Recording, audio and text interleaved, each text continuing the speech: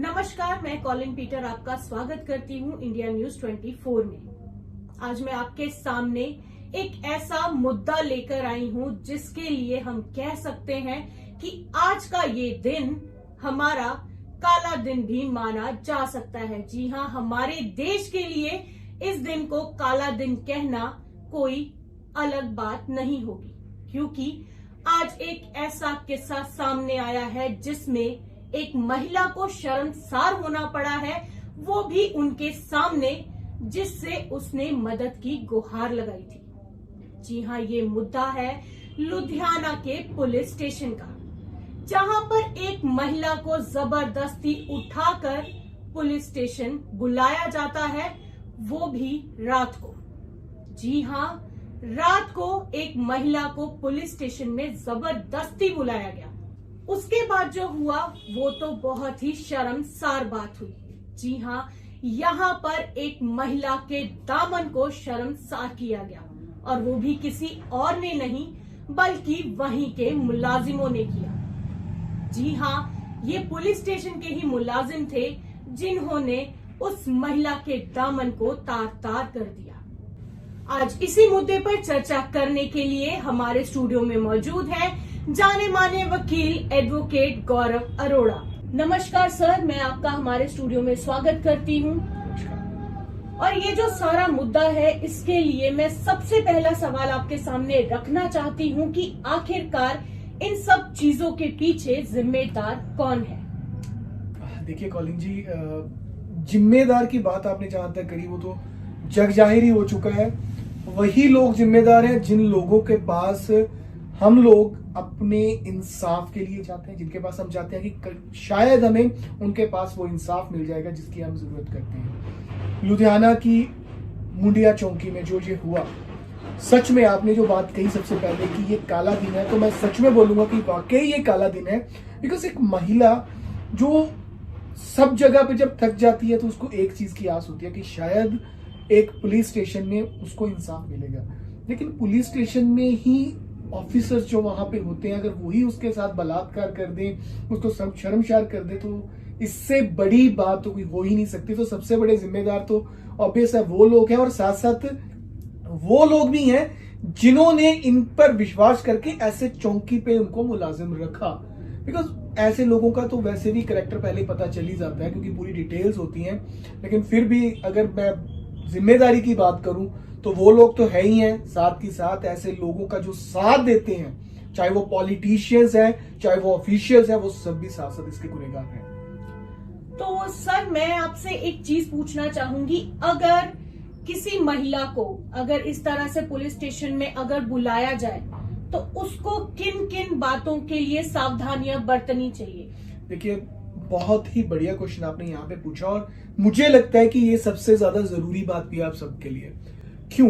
क्योंकि आज अगर उस महिला के साथ, अगर उस देश की बेटी के साथ बलात्कार हुआ है, अगर उसको अपने कानून के बारे में पता होता तो शायद आज ये नौबत ही नहीं आती। देखिए, हमारा CRPC, क्रिमिनल प्रोसीजर कोड, जो हमारे देश का एक कानून है, उस पे सेक्शन 46 में क्लियर कट ये बात लिखी गई है कि किसी भी महिला को शाम को सूरज छिपने के बाद और सुबह सूरज उगने से पहले पुलिस स्टेशन में नहीं गिरफ्तार किया जा सकता। और अगर बहुत ही ज्यादा जरूरी चीज है, मतलब ऐसे बहुत ज्यादा ऐसा क्राइम है जिसको हम कह सकते हैं कि हम डिले कर ही नहीं सकते, उसके लिए भी मैजिस्ट्रेट से परमिशन लेनी पड़ती है। और अगर मैजिस्ट्रेट उसको प्रॉपर अलाउ करे तो उसके बाद ही उस महिला को वहां पर बुलाया जाता है कि हाँ, आपको यहाँ पे बुलाया है, आपको अरेस्ट करना है।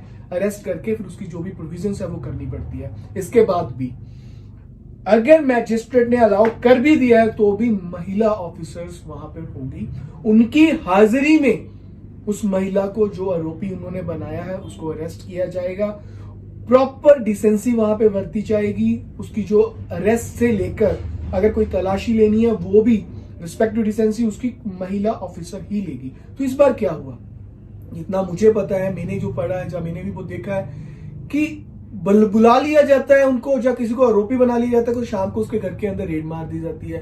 रेड मारकर कई बार तो महिला ऑफिसर्स भी नहीं होती और उसको पुलिस स्टेशन की पुलिस में वैन में ले जाकर वहां पे रख दिया जाता है, और उसके बाद तो जो कहानी है वो सबको पता। तो सर मैं आपसे एक चीज और पूछना चाहती हूँ, कई बार क्या होता है कि गवाही देने के लिए भी महिलाओं को बुलाया जाता है और उनके साथ शोषण किया जाता है, तो इस पर महिलाएं क्या कर सकती हैं?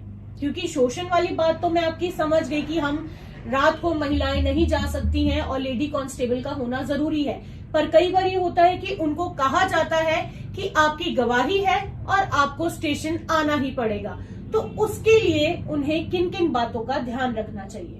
देखिए, गवाही के नाम पर भी बिल्कुल आपने सही कहा, कई बार शोषण होता है। उनको वहां पे पुलिस स्टेशन में बुलाकर उनके साथ कई बार तो गलत तरीके से बिहेव भी किया जाता है। बहुत सारी ऐसी घटनाएं हमें जनरली देखने को मिलती हैं। उसके लिए मैं आपको सिंपल चीज बताता हूँ, सीआरपीसी का 160 जो सेक्शन है उसकी प्रोवाइजो है, उसमें भी ये साफ तौर पर लिखा गया है कि अगर कोई महिला है तो अगर उसको पुलिस स्टेशन में बुलाया गया है तो वो चाहे तो वहां पे जाने के लिए मना कर सकती है, उसको फोर्स नहीं किया जा सकता।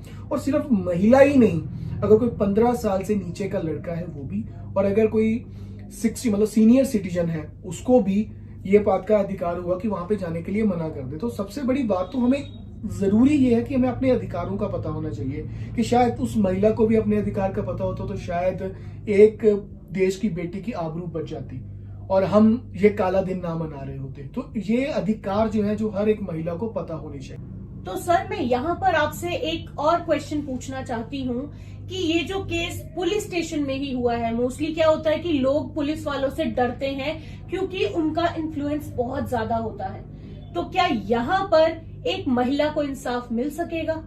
देखिए, ऐसी बात नहीं है कि पुलिस वाले हैं तो इन्फ्लुएंशियल होते हैं, उनके बहुत ज्यादा दबाव होता है। ठीक, कहीं ना कहीं ये बात समझ में आती है, लेकिन हमारे देश का जो कानून है वो बहुत सख्त भी है ऐसे लोगों के लिए। अगर कोई ऐसा कोई काम करता है तो उसको सख्त से सख्त सजा मिलती भी है। और हाँ, आपके चैनल के माध्यम से भी मैं एक मैसेज जरूर दूंगा कि अगर उस महिला को लगता है कि अगर उसका कोई भी केस नहीं ले रहा या पुलिस स्टेशन के दबाव में है, तो मैं यहाँ पे अनाउंस करता हूँ कि मैं फ्री ऑफ कॉस्ट उसका केस लेने के लिए तैयार हूँ, मैं लड़ूंगा उसके लिए।